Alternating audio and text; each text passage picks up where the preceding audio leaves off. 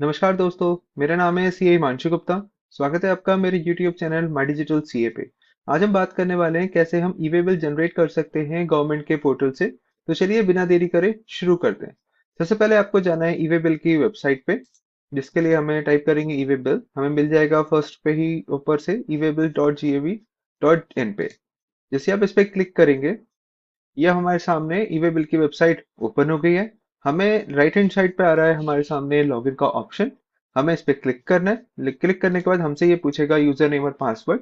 अगर आपने अपना यूजर नेम पासवर्ड जनरेट नहीं करा है, तो यहाँ पे आप न्यू रजिस्ट्रेशन पे जाके अपना यूजर नेम और पासवर्ड जनरेट कर सकते हो अपना जीएसटी नंबर यूज करके। तो चलिए यहाँ से हम पहले कर लेते हैं लॉगिन।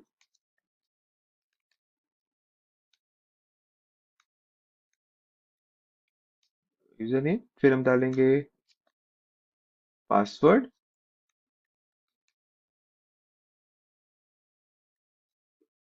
रहेगा कैप्चा।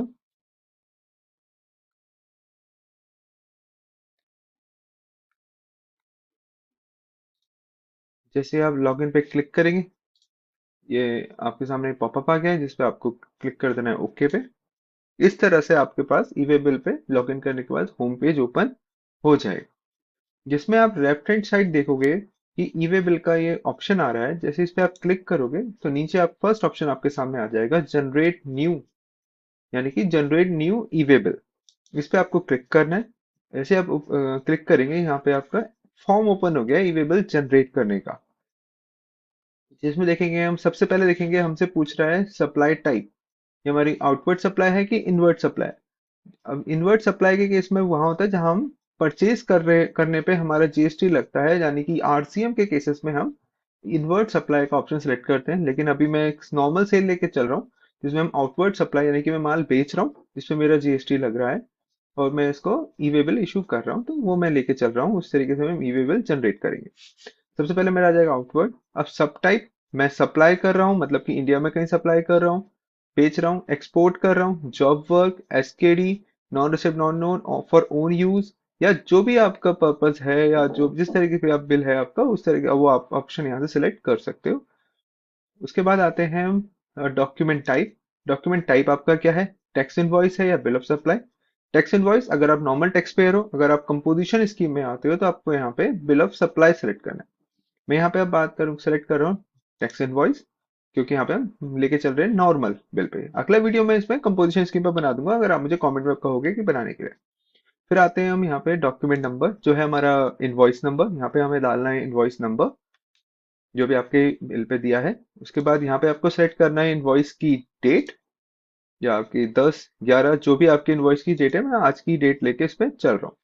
फिर आपको सेलेक्ट करना है ट्रांजैक्शन टाइप, जैसे कि आपका रेगुलर सेल है, बिल टू शिप टू है, या bill from dispatch from combination of 2 and 3। मेरे केस में रेगुलर सेल है तो मैं रेगुलर सेलेक्ट कर रहा हूँ। बिल टू शिप केस में वो उस केस में सेलेक्ट करते हैं जहां पे अगर आपका मान लीजिए जो खरीदार है, जो आप कस्टमर है, वो आपसे कह रहे हैं कि माल तो मैं खरीद रहा हूँ लेकिन मेरे कस्टमर के लोकेशन पे इसे डिलीवर कर दो। इसे हम कहते हैं bill to and ship to. मैंने बिल तो करा अपने कस्टमर को, लेकिन वो डिलीवर करवा रहा है अपने कस्टमर को, तो इसलिए इसे कहते हैं, या फिर वो थर्ड लोकेशन पे हमें डिलीवर करा रहा है, तो उसे हम कहते हैं बिल टू शिप टू। तो हम पहले सेलेक्ट करते हैं यहाँ पे रेगुलर। जैसे यहाँ पे अब नीचे देखेंगे कि हमारी डिटेल ऑलरेडी यहाँ पे फिल इन आ रही है, जो भी हमारी डिटेल्स हैं वो ऑलरेडी फिल इन है। तो हमें जाना है बिल टू पे, नेक्स्ट सेक्शन पे हमारा आ रहा है बिल बिल टू। अब यहाँ पे आ रहा है जीएसटी आई एन, हमें जिसको भी हमने माल बेची है बेचा है उसका हमें यहाँ पे जीएसटी आई एन डालना है, अगर वो रजिस्टर्ड है। अगर वो रजिस्टर्ड नहीं है तो हमें यहाँ पे लिख देना है यूआरपी। जैसे कि आप नीचे मैं लेके गया हूँ ये क्वेश्चन मार्क पे, तो ये दिखा भी रहा है every consignee GST I N और यूआरपी फॉर अनरजिस्टर्ड पर्सन। यानी कि अगर जिसको हमने सामान बेचा है वो रजिस्टर्ड है तो उसका जीएसटी नंबर आ जाएगा। अगर वो रजिस्टर्ड नहीं है जीएसटी में, कस्टमर नॉर्मल इंडिविजुअल है, तो यहाँ पे हम सिर्फ यूआरपी लिख देंगे, क्योंकि ये मैंडेटरी है तो यहाँ पे फिल इन करना, डिटेल भरना जरूरी है। अब मैं मान के चल रहा हूँ कि अब इस केस में कि हमारा जो कस्टमर है वो रजिस्टर्ड है, तो हम सबसे पहले उसका जीएसटी नंबर डाल देते हैं, जो मैंने यहाँ पे एक नोट कर रखा है सैंपल के लिए। मैंने इसको कॉपी कर लिया है। जैसे ही मैं यहाँ पे पेस्ट करूंगा, ये देखिए जैसे मैंने पेस्ट करा, कस्टमर की डिटेल्स ऑलरेडी यहाँ पे इसने सारी उठा ली है जीएसटी के पोर्टल से। उसका नाम, स्टेट, एड्रेस, प्लेस और पिन कोड एवरीथिंग। फिर हमें नीचे आना है, और नीचे आने के बाद हमें अपने आइटम जो भी हमने सामान बेचा है उसकी इनवॉइस पे उसकी डिटेल डालनी है। मान लीजिए मैंने यहाँ पे बेचा है प्रोडक्ट जिसका नाम है मोबाइल। ठीक है। डिस्क्रिप्शन में वैसे कंपलसरी नहीं है, आप डाल सकते हो डिस्क्रिप्शन भी, यहाँ पे जो भी आपने प्रोडक्ट बेचा है उसका डिस्क्रिप्शन अगर कुछ है तो वह डाल सकते हो। मैं इस केस में यहाँ पे मोबाइल ही लिख रहा हूँ। फिर यहाँ पे आते हैं हम HSN कोड पे। याद रखिएगा HSN कोड हमेशा करेक्ट होना चाहिए। अगर ये करेक्ट हम HSN कोड यहाँ पे नहीं डालेंगे तो ये फॉर्म हमारा या I mean E way bill generate नहीं होगा, ये एरर दिखा देगा। जैसे कि मैंने यहाँ पे ई वे बिल, ये मैंने जिस HSN कोड करेक्ट डाला है। मान लीजिए मैं यहाँ पे कुछ और HSN कोड डालता हूँ, तो यहाँ पे ये अभी तो यहाँ पे एरर नहीं दिखा रहा है, लेकिन जैसे ही मैं इस फॉर्म को सबमिट करने जाऊंगा यहाँ पे वो एरर दिखा देगा। तो जैसे मैं इसे करेक्ट HSN कोड डाल देता हूँ। फिर आता है यहाँ पे वो हमसे पूछ रहा है क्वांटिटी, जितनी भी क्वांटिटी मैंने सामान की बेची है वो मैं यहाँ पे लिख दूंगा। जैसे कि मान लीजिए मैंने मोबाइल बेचे हो 50 पीस बेचे, तो मैंने यहाँ 50 क्वांटिटी लिख दिया। अब यहाँ पे आता है यूनिट। अब यूनिट का मतलब क्या होता है, मतलब कि मैंने ये देखिए यहाँ आगे हमारे पास जैसे हम क्वेश्चन मार्क में जाएंगे हमारे सजेशंस आ जाते हैं कि हमने कितने क्या लिखना है। यहाँ पे हम बैग्स बेचे हैं तो BAG bags, bell B&L box, जैसे कि मेरे केस में बॉक्स है तो मेरा को ये देखिए सेकंड लाइन में आ रहा है बॉक्स का ऑप्शन, तो मैं यहाँ पे लिखूंगा बॉक्स। आपका जो भी आपका आइटम है, जो भी आप सामान बेच रहे हो, अकॉर्डिंगली आप इससे रेफरेंस लेके यहाँ पे क्वेश्चन मार्क पे रेफरेंस लेकर आप यहाँ पे आपको लिख देना है। जो 3 वर्ड्स में याद रखिएगा, यहाँ पे 3 वर्ड्स ही लिखने हैं। तो यहाँ पे तीन, यहाँ पे लेफ्ट लेफ्ट हैंड साइड में 3 आ रहे हैं और उसका डिस्क्रिप्शन राइट हैंड साइड में लिखा है। तो ऐसे आप इसकी हेल्प लेके यहाँ पे डाल सकते हैं। फिर आपको यहाँ पे लिखनी है टैक्सेबल वैल्यू जो आपकी इनवॉइस की आ रही है, यानी कि GST लगने से पहले की वैल्यू। मेरे केस में यहाँ पे मान लेते हैं 1,10,000 रुपए की वैल्यू है। जैसे ही हम यहाँ वैल्यू सेलेक्ट करेंगे फिर हमें सेलेक्ट करना है GST का रेट। यहाँ पे मेरा CGST SGST लग रहा है और मेरा 18% GST लगता है, सॉरी मोबाइल पे लगता है हमारा 28%। तो मैं यहाँ पे 14+14 सेलेक्ट कर लूंगा। जैसे ही मैं 14+14 सेलेक्ट करूंगा तो यहाँ पे मेरा GST ऑटोमेटिकली कैलकुलेट हो जाएगा, ये SGST और CGST। और यहाँ पे मेरा टोटल इनवॉइस वैल्यू आ जाएगी जो आ रही है 1,40,800 रुपये। सेस मेरा 0 है और सेस और भी मेरा 0 आ रहा है।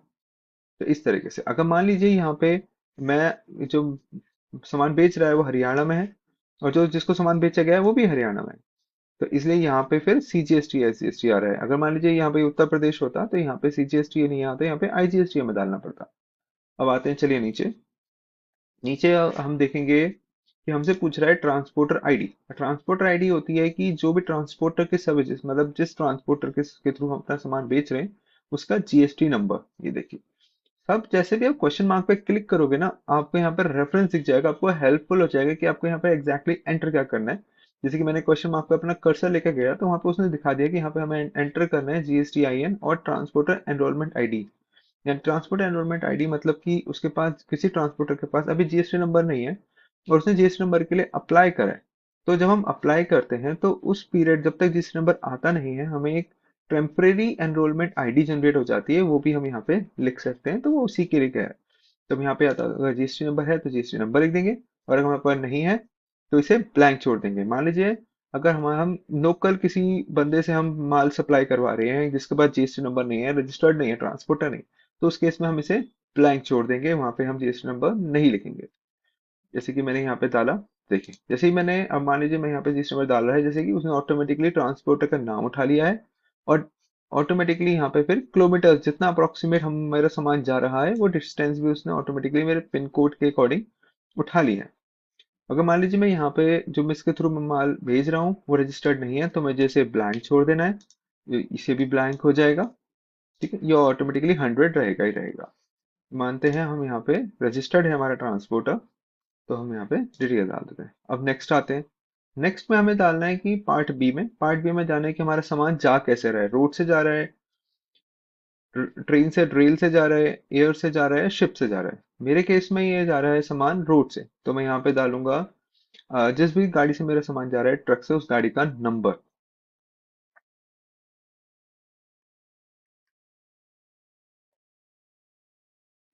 ये देखिए, जैसे यहाँ पे डालूंगा, ध्यान रखिएगा इसका फॉर्मेट अब सही सही होना चाहिए। क्वेश्चन मार्क पे लेके जाएंगे तो यहाँ पे फिर दिखा रहा है कि फॉर्मेट, किस फॉर्मेट में आपको व्हीकल का नंबर लिखना है। सबसे अच्छी बात इस जीएसटी पोर्टल की या ई वे बिल की वेबसाइट की यह है कि यहाँ आपको हर एक चीज की सजेशन दे रहा है कि आपको क्या चीज कैसे कैसे करनी है, सो दैट आपके लिए बहुत ईजी हो जाता है यहाँ पे जाके ई वे बिल जनरेट करना। देखिए यहाँ पे इसने सजेशन दे दिया है।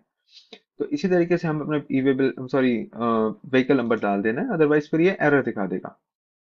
ठीक है। फिर हम आते हैं ट्रांसपोर्टर डॉक्यूमेंट पे। ट्रांसपोर्टर डॉक्यूमेंट नंबर यानी कि जो भी बिल्टी या डॉक्यूमेंट ट्रांसपोर्टर हमें देता है, जब हम उसके पास सामान रखते हैं ट्रांसपोर्ट के लिए, तो उसका नंबर यहाँ पे हमें मेंशन कर देना है। जैसे कि मैं यहाँ पे मेंशन करता हूँ।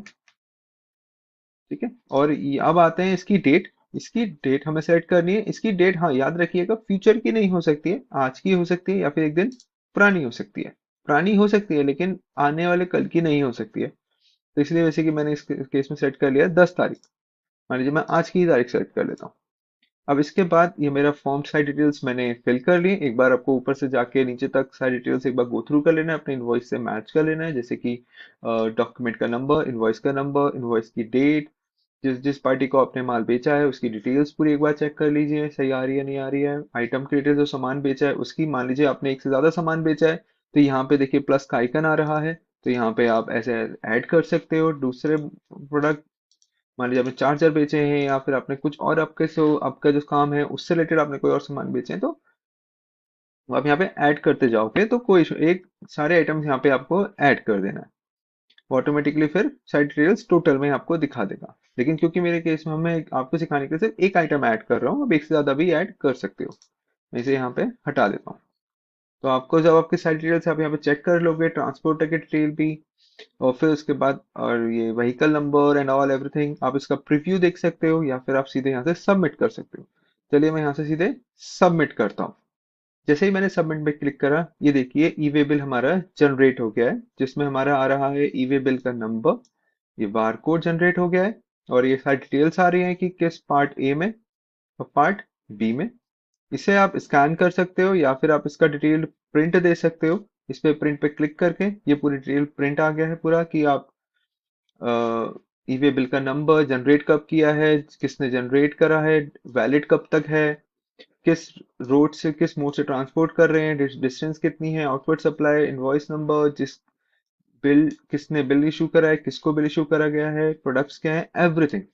आप इसको चाहें तो यहाँ पे नीचे प्रिंट का ऑप्शन आ रहा है, इस पे क्लिक करके इसे आप प्रिंट कर सकते हो और यहाँ पे अपने पास सेव कर सकते हो। तो ये था दोस्तों आज के लिए। वीडियो आपको पसंद आया हो तो वीडियो को लाइक कीजिएगा, चैनल को सब्सक्राइब कर लीजिएगा, और मिलते हैं अगली वीडियो में। Thank you.